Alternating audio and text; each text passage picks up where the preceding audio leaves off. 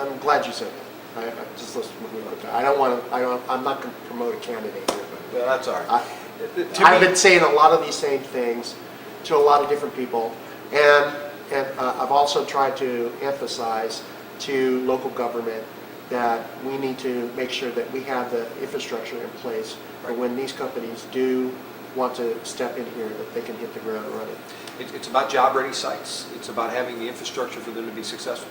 But it's beyond that. It's the other side of where Ohio, frankly, we've got good employers. We've got good employees. We've got good resources. We've got resources like water that, frankly, other states and other countries and other places in the world would die for.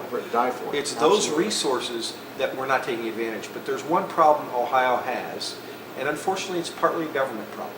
Okay. We have not made Ohio a good place to do business. We're known nationally as a high tax state. We're known as a high regulation state. We're known as a place that doesn't welcome and put our arms around our employers, whether it's the small mom and pops or the larger employers. We have to do better. And we have to remember that we're not just competing with Indiana and Michigan and Pennsylvania and West Virginia and our surrounding states. We're competing with places like India and China that frankly don't have regulations. Right. Now, everybody says, well, we can't compete with that. The answer is absolutely we can. Well, and even if, and I wouldn't even go to that extreme. I mean, we're competing with places like, Great Britain and Germany, Right. which do have regulations, And we're still not. To me, regulatory reform isn't about saying we're going to have pollution, we're going to have unhealthy water, we're going to have unhealthy, unsafe workplaces. Right. To me, regulatory reform is about common sense. It's about saying up front, we're all going to agree we're going to have clean air, clean water, healthy, safe work environments. But we can do it in a way that doesn't take 18 months to cite a new plan. We can do it in a way that doesn't take 21,000 regulations in Ohio. Yeah, why does it take 18? That's one of the things that I never understood, why it would take a year and a half to cite a plan, right?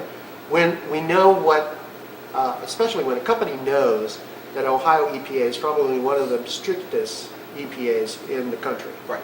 On a state level. Well right? beyond federal standards in most issues. Well beyond, and it has served us well. I mean, we've gone from over 360 landfills down to like 60.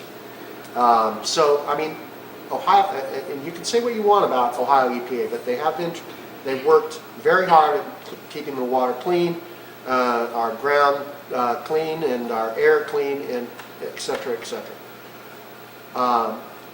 You know that going in.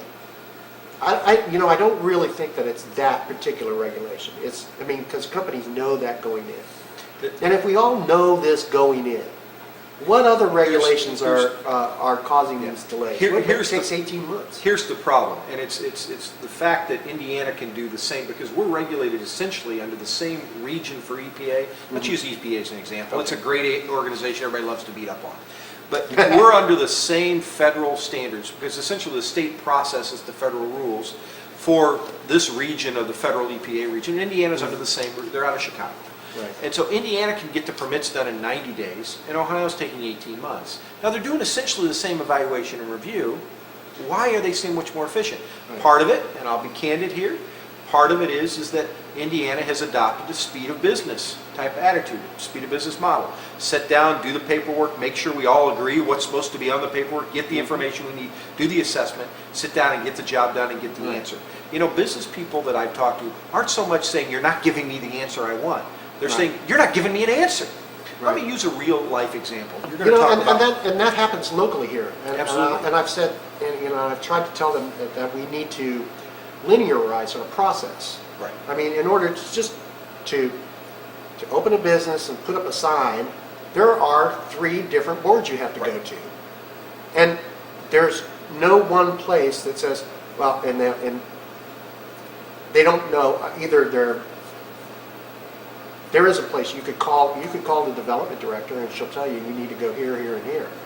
But you need to go here, and then back here, and then back to this one, and then over to here. But why can't we do one stop? Why can't we do one stop when everybody knows what we expect? Do one stop, comply, and go on. The test ought to be common sense compliance, Not, oh, well, this bureaucrat has to get its fee, and this person has to make sure they dot the I, and no, don't cross the T there, you have to go down here. Oh, okay. That's Right. part of the problem with Yeah, state don't government. cross it here, cross it down the hall. Right, and then we'll be okay. Yeah. That's part of the problem. And so when I talk about regulatory reform, and I'm chairing a task force on regulatory reform that's going around Ohio, we're going to hit over 7 business locations, bipartisans, Republicans and Democrats. Frankly, one of the strongest persons that's helping me do it is the Democrat senator who's on the committee with me. She wanted to be on the committee And because who is she it? has experience, Capri Cafaro, Okay. out of northeastern Ohio. Okay. She wanted to be on it. She specifically told me, Keith, I got regulatory problems in my district. This is something we got to fix. Governor Strickland, unlike his predecessor, is talking about regulatory reform. And frankly, the governor can do more regulatory reform overnight because all the bureaucrats work for him Right. than the legislature can do in a session. However, it needs to be a bipartisan, multifaceted governmental approach.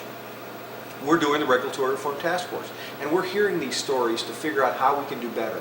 And I haven't had a single business, I haven't had a single person, I'm chairing the task force, come before our committee and say, oh no, we want to pollute and they won't let us. I haven't had a single person. Yeah, that comes no, up and says- who's stupid That's enough right. to say that? Well, I haven't had a single person that comes I'm up a and says, polluter and I'm here to pollute. we think we should be able to injure our workers. Nobody's coming up and saying Right. that. And the reality is that most businesses understand in this day and age. A number of years ago, people didn't understand that you have to take care of the environment. Right. Most businesses today know that if they don't take care of the environment on the front end, they're going to pay for it on the back end, and it's going to put them out of business. Right. The question is, how do we get compliance? It isn't about Right. whether we're going to comply. It's about how we get compliance and assure compliance, and do we do that in a cost-effective, And some cost-benefit manner. measures of compliance are obviously more critical. Right. Because even the smallest mistake, I mean, let's get back real quick to the water. If we were going to, at one point in time, they had an additive to gasoline. MTBE.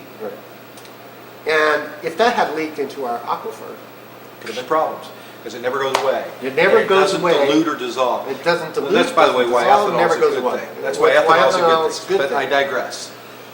Those, when you So go, there are some regulations that we No- have no- to be no right, question. we have to be No question. on top of. but the Because one problem mistake is, if we're doing the paperwork to make sure if you're an MTBE manufacturer, we don't have any around here. We banned Right, we don't. MTBE, which is a good thing. would be a good thing. But if you talk about how you get compliance, if the question is how do you comply to where you're in a zero discharge mode, that's one thing. But if you are a manufacturer of MTBE, which is not a business, the question ought to be, how do you get to compliance? How do you meet the standards that are set out in front without playing gotcha games and feed games? Let me Right. give you an example. Okay, a real life example. There's a manufacturer of a very dangerous product in the district. It's called bread. Okay, maybe you've eaten it before. Okay, it's a company that bakes bread. And in their operation, they decided that they needed to consolidate 2 operations. They had an Indiana plant and they had an Ohio plant. They did exactly what Ohio wants them to do. They came to Ohio. They're an Ohio-based company. They believe in Ohio. It's a family-based organization. It's a fairly large company, but a family-based organization. They consolidated their operations into their Ohio operations. And they did it by changing the technology. Same bread ovens, cooking more bread by changing the way their conveyor belts run through their ovens. That's technology, that's productivity, allowed them to hire more people, keep more Ohioans in play, and frankly treat their employees a little better. All a good thing. In doing that, they forgot to do something called an expanded air quality permit, because they didn't think that they didn't add ovens, they didn't change the run time of their ovens, they didn't do anything, but they're running more bread through the ovens. They would have had to fill out a paperwork to get an expanded air quality permit for those ovens. It would have cost them roughly $1,250. By failing to do that, they didn't do the paperwork. I call this a paperwork violation, by the way. Right. Because had they applied, it would have been given to them. My friends at the EPA, since we're going to use them as an example, Okay. decided to fine them. Now they waited 3.5 years till they figured it out in inspection and fined them $125,000 For not doing a piece of paper, for not doing the paperwork, not paying the expanded air quality. for something that they would have said yes to. So they would have said yes to. And you know what the company's controller people said to that? Probably said, let's go back to Indiana. Why should we stay in Ohio when Indiana says we'll fill out the paperwork for you? That's what we're talking about. Now, would they have complied if they'd known about it? Yeah. I mean, this isn't, they're doing a dangerous product like baking bread. This isn't exactly like dumping chemicals in the stream. My point on regulatory reform is we need to do things to encourage and reward that type of activity. Oh, fill out the paperwork, do it right, but let's work with them on compliance. Now, the up and down of all of this is an example, and I can give you another one using the power sighting board, which we're going to talk about in a minute. But In fact, we need to get to that. that's the example we're talking about on regulatory reform. And the real reason I bring this up is that the number one thing I've tried to work on in my legislative career is about jobs. And it's about jobs and the economy.